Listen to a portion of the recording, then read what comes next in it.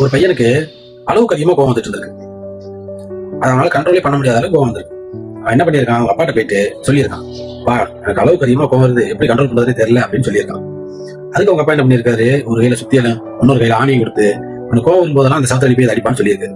அவனுக்கு கோவம் வரும்போதெல்லாம் அடிச்சிருக்கான். சரி ஃபுல்லா ஆணி அடிச்சிட்டான். ஆணி அடிச்சு முடிச்சதுக்கு அப்புறம் அவனுக்கு கோவம் வர குறைஞ்சிருச்சு. கோவமே வரதில்லை. அவன் அவங்க அப்பாட்ட போய் சொல்றான், இந்த மாதிரிப்பா எனக்கு கோவம் குறைஞ்சிருச்சு, ஓகே தான் அப்படின்னு. சரிப்பா நீ அப்ப அடிச்ச ஆணியெல்லாம் பிடிங்கிடு அப்படின்னு அவங்க அப்பா சொல்லியிருக்காரு. அவன் போயிட்டு ஆணியை ஃபுல்லா கழட்டி எடுத்தான். கழட்டி எடுத்ததுக்கு அப்புறம் அவங்க அப்பா கூட்டிட்டு போய் காட்டுறாரு, என்னப்பா ஆணியை கழட்டிட்டியா? பாருங்கப்பா கழட்டிட்டேன்னு சொல்றான். அப்போ அவங்க அப்பா சொல்றாரு, நீ அடிச்ச ஆணியெல்லாம் கழட்டிட்ட, ஆனா அதுல இருக்க ஓட்டையை நான் என்ன பண்ண போறேன்னு கேட்கிறாரு.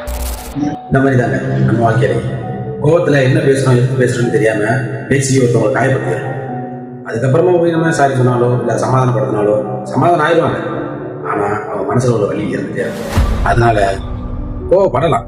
கோவப்படும்போது நம்ம என்ன பேசுறோம் அப்படின்றது ரொம்ப முக்கியம். கோவப்பட்டாலும் நிதானமா இருங்க. தேங்க்யூ. இந்த வீடியோவை உங்க கோவக்கார ஃப்ரெண்டுக்கு ஷேர் பண்ணுங்க.